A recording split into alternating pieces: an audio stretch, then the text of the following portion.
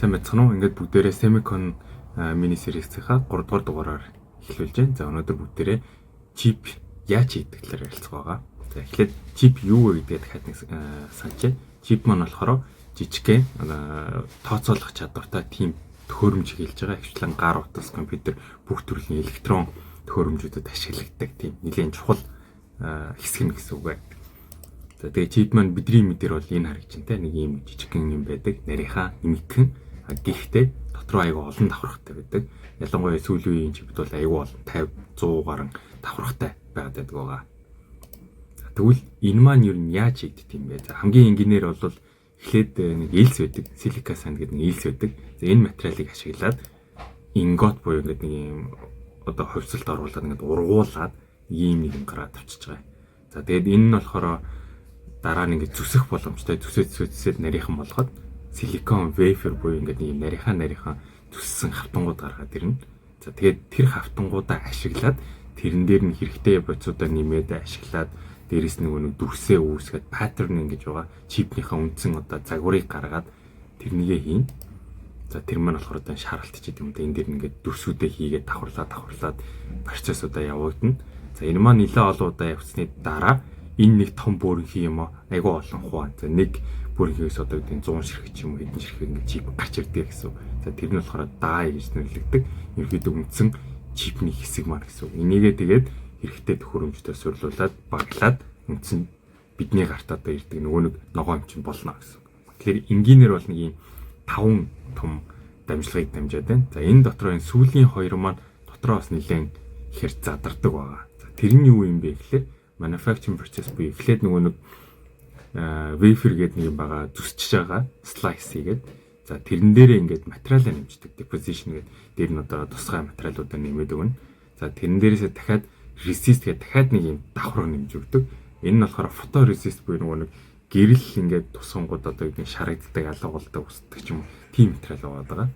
За тэгээд тэрэн дээрээ литографи буюу нэг хамгийн чухал тийм шаралтынхаа юм хийж байгаа. Дээрээс нь ингээд гэрэл тусгаад гэрэл нь тэр нэг юм reticle буюу одоо юм загвар байгаа. Тэр загварын дугуй доош нь тусаад шаралтаа яадаг. Тэр шаралт нь энэ хүссэн нөгөө дүрсийг нь гаргаж өгч байна гэсэн.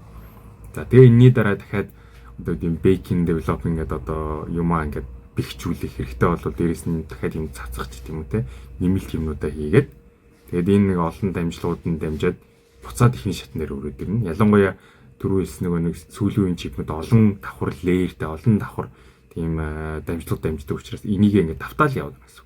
10 удаа 20 удаа 30 удаа 40 удаа хэдэн удаа гэдэг те тэгээ хийж байгаа дуусны дараа окей тэгвэл бүх юм болчлаа гингүүд энэ нэг сүүлийнхаа шатлынхаа юм хуулж аваад чип маань бэлэн боллоо гэж пакэжинг хийгээд дараачихаа үйлдвэрлэлөө дараачихаа одоо өөр газрууд руу шилжүүлнэ гэсэн үг. Тэгэхээр үндсэн чип хийх процесс маань ийм олон одоо энэ нэг 6-7 шатыг нэ дахин дамжаал яваад байдаг гэсэн үг.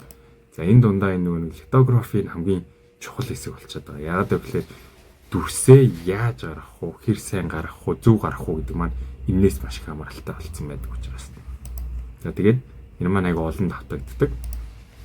Тэгэд зарим хүмүүс мэддэг бол энэ Moore's law гэдэг нэг 65 онд хийлээд 78 онд дахиад нэг хэлжсэн нэг одоо хууль шиг. За хуульч биш л гэхдээ тийм хууль гэж нэрлэгдсэн байдаг.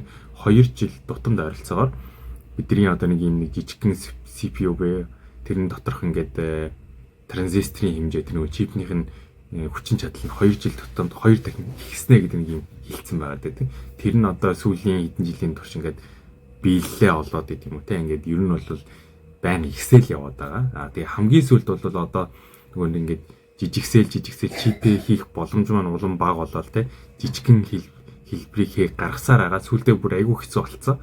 Одоо бол нэлээд хэцүү одоо дахиж жижигрэх боломж бараг байхгүй болцсон. Гэхдээ эсрэгээрээ зардал нь бас яригадаад байгаа. Одоо гэдэг нэг ийм чипийг хийхэд одоо $1000 үүдээ гэсэн бол тэнийгээ $500 болгоно ч гэдэг юм те. Дахиад хэмжээ нь адилхан чипнийх нь хэмжээг нь одоо гэдэг нь багасгасан ч гэсэн зардлаа 250 болгоно ч гэдэг юм те. Улам хямдхан болоод байна гэсэн. Тэгэхээр зөвхөн нэг процессорын тоон ихсгээс гадна өртгөн нь илүү бага болоод байгаа гэдэг. Тэр утгаараа энэ Moore's law гэдэг маань одоо үргэлжлээл амьд байгаад байна л гэж одоохонд бол үздэг юм лээ.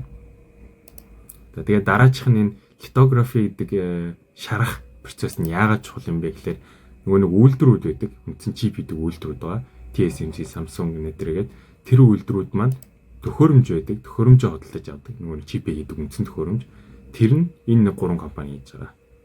За тэгээ энэ 3 компани болохоор гуруулаа нэг Deep Ultraviolet гэдэг нэг одоо гэрлийн те одоо нэлээд тэр wavelength гэж яриад байгаа. Тэрнийх нь нэлээд юм нарийн хэсэгт нь одоо гэдэг юм те хийж чаддаг. Гэтэ энэ нь бол харьцангуй хуучин одоо гэдэг дээр үеийн технологи гэж хэлж болохоор арай жоох хуучирсан. Тэгээд энгийн чипнүүдэд ашиглагдаад байгаа.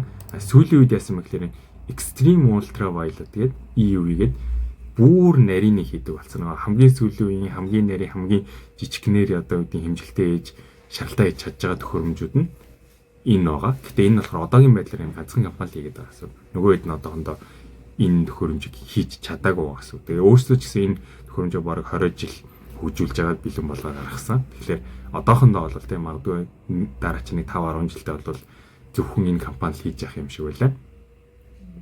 За тэгээд нэг саяны яриад байгаа энэ DUV, EUV гэж юу юм бэ гэхээр бидний ингээд нөгөө долгион байгаад байгаа тийм. Энэ долгион маань ингээд радио долгион, инфраред, ультравайолет, X-rays, gamma гэдээ явдаг. Энэ дундаас хүмүүсийн харж чадах нь ерөөсөө л энэ хэсэг юм жижигхэн хэсгийг харж чаддаг. Энэ хэсэг дотор. Тэгэнгүүт саяны яриад байгаа deep ultraviolet гэдэг маань энэ хавцаа ч юм уу X-ray лөг нэлээд ойртцсон тийм байгаа. Тэгмүүд extreme гэдэг нь болохоор бүр бараг л X-ray болохын яг өмнөхөн шахуу ингээд бүр айгүй тийм одоо нарийн болоод ирсэн гэсэн үг.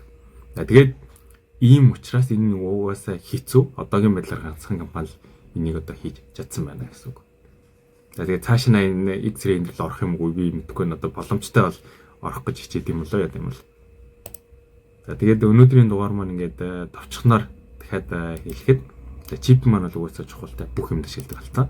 За чипийг болохоор элснээс эхлүүлээд нөгөө нэг ургуулад зүсээд дээр нь хэлбэрээ гаргаад тэгээд тэрнийгээ тастаад чипэндээ ашигладаг.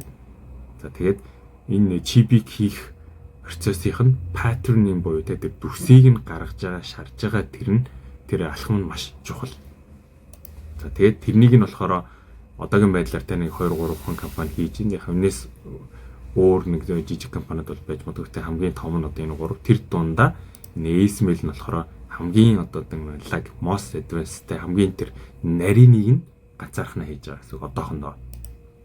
За тэгээд энэ болохоор одоо энгийн одоо тэр процессыг харуулж байна те. Энэ нэг ягаан гэрэл нь одоо extreme ultraviolet ингээд дамжаад орж ирж байна. Тэрнийг болохоор энэ нэг wafer дээрээ шараад хэсэг ингээд жижигхэн одоо энэ нэг шаралт болгоно нэг die буюу нэг чиптэй холбоотой гэсэн. Тэгэхээр ингээд нэг юм том тойрог одоо энэ wafer-нээс одоо тийм 100 гач хэрэг 200 гач хэрэг чип гарч ирэх боломжтой гэсэн үг.